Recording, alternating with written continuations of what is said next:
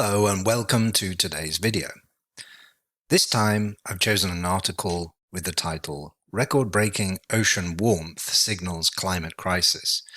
We'll be reading about how the oceans are absorbing more and more heat and the effects that this is having on the global environment. As usual, I'll read it and you can listen or read it with me.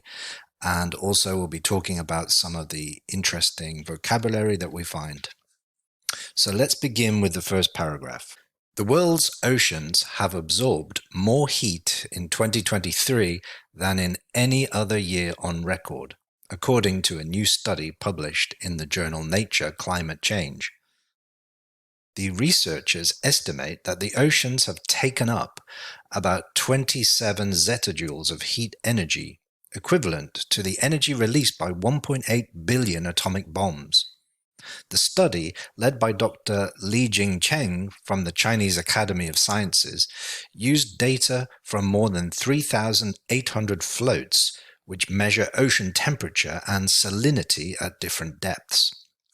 So let's have a closer look at some of the words I've highlighted. The first one is a phrasal verb, taken up, to take up. Now, like most, or at least a lot of phrasal verbs, it has multiple meanings. And the trick with phrasal verbs is to try to work out which of those meanings is the correct one by looking at the surrounding words in the sentence. Let me just give you a few examples of the different uses of take up. So probably the most common one is when we decide as individuals to take up a new activity. For example, if I want to begin practicing a sport, I may decide to take up tennis by doing classes. Another use of take up could be when we are talking about the amount of space that is occupied by something.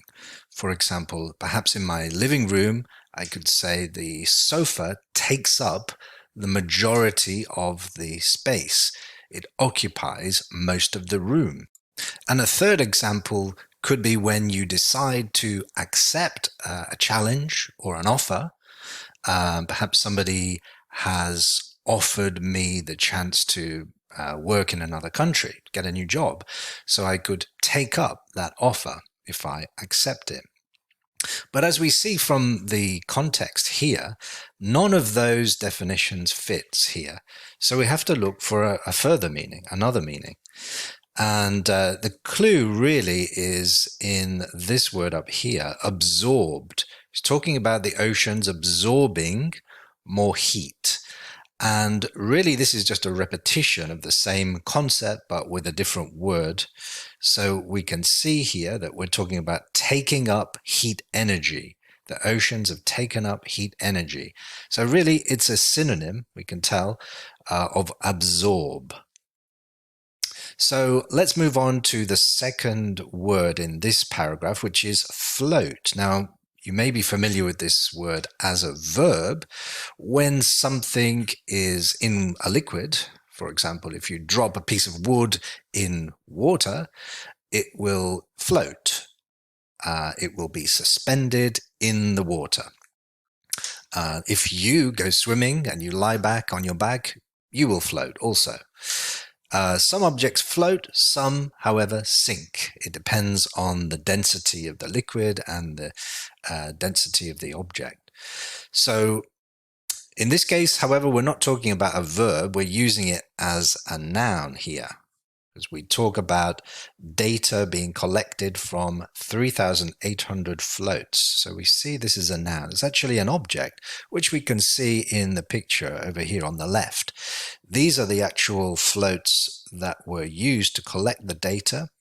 As we can see, they were transported by ship, deposited in the ocean, and they have different phases whereby they sink down to a certain depth and then rise up and transmit the data to a satellite. So a float in this case is a device, a scientific device, which floats, hence the name. let's move on to the next word, which is salinity. Salinity. You may notice that this is very similar to the word salt. And the oceans, of course, are salty. And that is what we're talking about here. We're talking about the amount of salt which is contained in the ocean. And different depths, this can change. So there are different quantities of salt, let's say, present in the ocean at different depths. Hence, the salinity can be measured by the float. And finally, we have this word, depths. This is a noun. When we talk about the depth, we are using a noun. And the adjective form is deep. You may be familiar with that. Deep. The oceans are very deep. The opposite of deep is shallow. Shallow. We change deep to a noun by adding the th at the end and losing one of the e's. Moving on now to the next paragraph.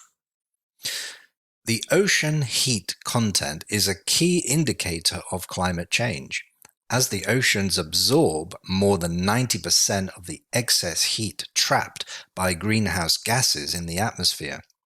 The rising ocean temperatures have profound impacts on marine ecosystems, sea level rise, extreme weather events, and human health. One of the consequences of ocean warming is the melting of ice sheets and glaciers, which contributes to sea level rise. According to the study, the ocean heat content increase in 2023 alone caused a global mean sea level rise of 1.3 millimeters. So if we look at the first word we have highlighted, we have key. Now you may be familiar with this word as a concrete noun. It is something that most people use every day when you enter your house or your apartment, or when you leave and you want to lock the door. You use a key, which is a device usually made of metal. You insert it into the lock and you turn it, and it closes the door, keeps it secure, stops other people from opening it. However, in this case, we're using it figuratively. It's not referring to the object which you carry in your pocket. In this case, it's talking about something that is important, really. It needs to be emphasized. It is key. So a key indicator of climate change is an indicator which is perhaps more important or more relevant than other indicators. This is one of the indicators that we really need to pay attention to. It is key. We can talk about one of the keys to learning English, I would say, is reading, because that exposes you to more vocabulary and increases your vocabulary, gives you greater flexibility in your language production. So that is key to learning English. So whenever we talk about something that is essential or important, you want to emphasize it, we can use this word. The second word here we have is trap. This is a verb, it's a regular verb. Notice the double P here in the past form. If we talk about a trap, the basic meaning of this is something that is designed to catch perhaps an animal. When hunters use a trap, they install it somewhere in the forest or a place where animals often walk past. And when the animal walks past and doesn't see the trap can catch the animal. And then the hunter will go back and kill it. So a trap is a device used for, let's say, catching animals. But obviously in this case, that's not what we're talking about. We're not talking about hunting, catching animals. We're talking about trapping heat. But the idea is the same, because the oceans are capturing the heat, a little bit like the trap can capture an animal and keeping it in the ocean. It's capturing it from the atmosphere and keeping it in the ocean. So let's move on to the final word, in fact, two words here, ice sheet. Let's start with the second word. The sheet, again, has multiple meanings. We can talk about a sheet of paper, basically a piece of paper. We can talk about the sheets that you have on your bed, which we use to cover us when we sleep. In this case, we're talking about ice sheets, and in a sense, they are similar because a sheet in both the other examples is a piece of material covering a certain area, and that is also the case with ice sheet. When ice covers the ocean, it forms a sheet in a similar way to the sheets that cover your bed. Okay, let's move on to the next paragraph. Another effect is the intensification of tropical cyclones, which feed on warm ocean waters. Dr. Kevin Trenberth, a senior scientist at the U.S. National Center for Atmospheric Research and a co-author of the study, said that the ocean warming also poses risks to human health and food security. Warmer oceans mean more problems, such as coral bleaching, fish kills, and harmful algal blooms, he said. They also affect the fisheries and aquaculture that millions of people depend on for their livelihoods and nutrition. So we have quite a lot of vocabulary in this paragraph. So let's begin with intensification. It's talking here about the intensification of tropical cyclones. Intensify is the verb, intensification is the noun. When something intensifies, it means it gets stronger, it becomes more intense. And that is what is happening here. It's talking about the oceans, the warmer oceans, making those cyclones stronger. And the reason for that is because the cyclones feed. That brings us to the second word. They feed on the warm ocean waters. Just like an animal will eat food, it will feed on that food. The cyclone feeds on the warmth of the ocean water. It eats that warmth and it consumes the warmth and it gets stronger. So that is, of course, the basic meaning of feed. When something feeds on it, it consumes it, it eats it. We also use this verb feed, which is incidentally an irregular verb, feed, fed, fed. We use it in the expression fed up. When somebody is unhappy, dissatisfied, we say they are fed up. So moving on to the next word, we have risk. Risk is a noun. It's saying here that the ocean warming poses a risk to human health. So there are many risks in life. For example, if you decide to do something, perhaps a sport like rock climbing or skiing even, it's a relatively risky sport. You can fall over, you can fall down, you could have an accident, you could hurt yourself, injure yourself. So this is relatively risky. That's the adjective. So when we talk about risks, we're talking about things that could impact in a negative way your health or human health in general. So in this case, the author is suggesting that ocean warming will increase those risks, those dangers to human health and food security. Moving on to the next two phrases here, we have coral bleaching and algal blooms. These are both effects of or consequences of warmer oceans. Both of them very negative for the environment. Coral bleaching is actually represented over here in this photograph.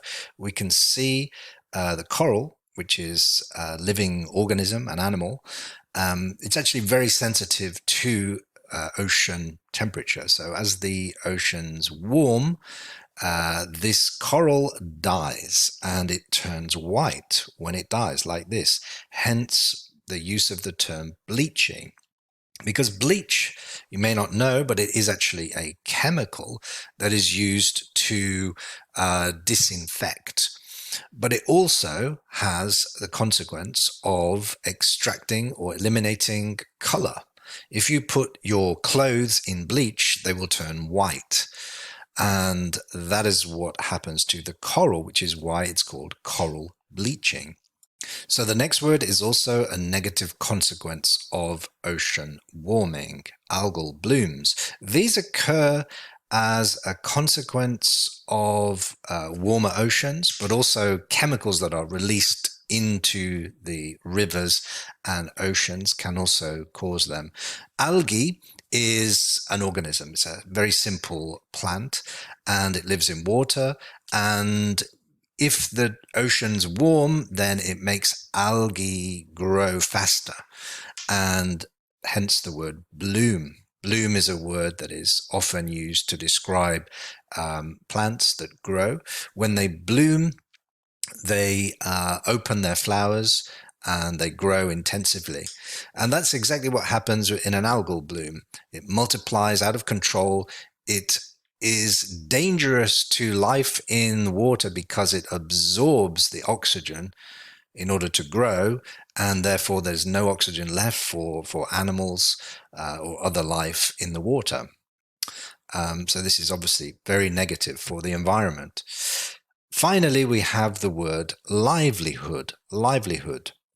It says here that people depend on aquaculture and fishing for their livelihoods. So the livelihood is a noun, and it refers to the way in which we make enough money in order to live. So you make your living.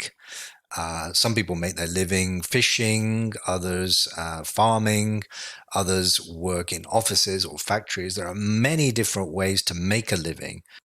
And obviously, as fishing is a major source of income for millions of people around the world, those people depend on the fish that live in the ocean for their livelihood. So if those fish disappear because of the problems associated with ocean warming, then they will not have any way of making enough money to live. Let's move on to the final paragraph now.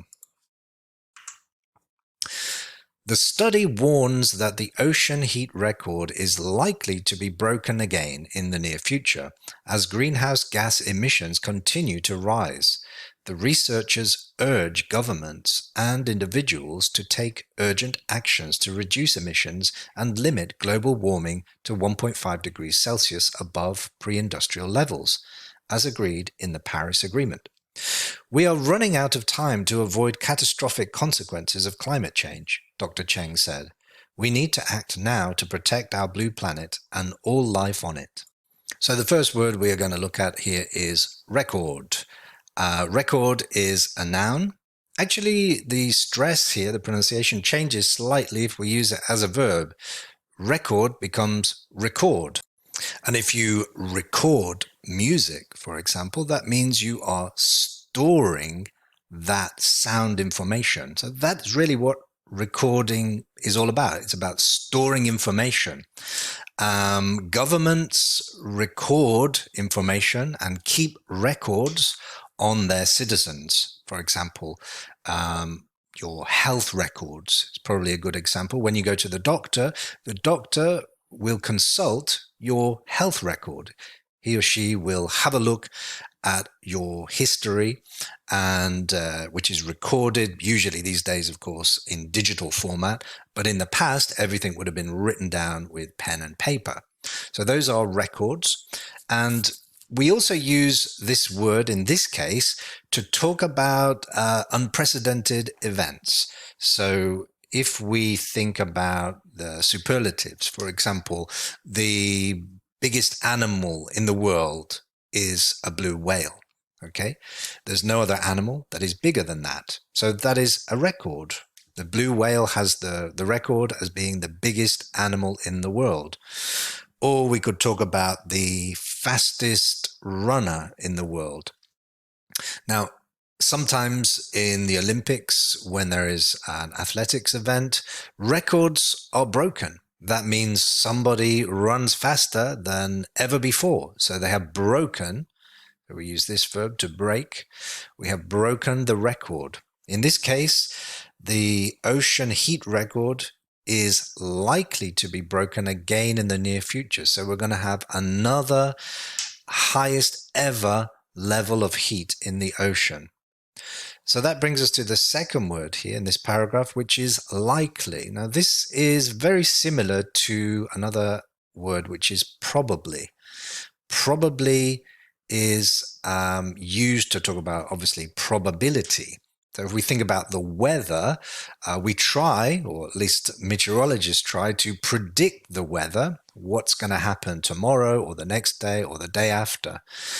And they talk about probabilities. So in a similar way, we can use likely. We can see it's used with the verb to be here. So we say something is likely, and it's followed by an infinitive. It is likely to happen. So again, going back to the weather, if there's a high probability of rain tomorrow, I could express that by saying it is very likely to rain tomorrow. Very likely to rain. Equally, we can make the opposite by adding a prefix un. So we can say it is unlikely to rain if the probability is low. So in this particular usage here, we're talking about a high probability, it is likely, of the record being broken in the near future. Finally, we have the phrasal verb run out of. Running out. This is a highly idiomatic use of a phrasal verb, because if you translate run and out, it will not give you any idea of the actual meaning. So again, it's very important to use the context to give us a clue. It says here that we are running out of time. We're running out of time. So basically, we use this phrasal verb in situations where we are consuming something, where there's a limited quantity of something. And of course, there's a limited quantity of time in our lives. And when we consume that time, we can express that by saying we're running out. Imagine a class lasts 1 hour, okay? And the teacher doesn't have enough time to finish all of the things that they wanted to talk about. So the teacher would probably say, I'm sorry, but we're running out of time today. We'll have to continue tomorrow. Another good example could be things that you consume in your home. Perhaps you open the fridge and you want to drink some milk, but when you pick up the bottle, you realize that it's almost empty. So you could say we have run out of milk. In this case, Dr. Cheng is saying that time is limited in order to avoid the catastrophic consequences of climate change. So if we are using that time badly, we're not doing anything to prevent it, we are running out of time to avoid that change. Okay, that's it for today. Thank you very much for listening. And until next time, please subscribe and like the video if you want to see more.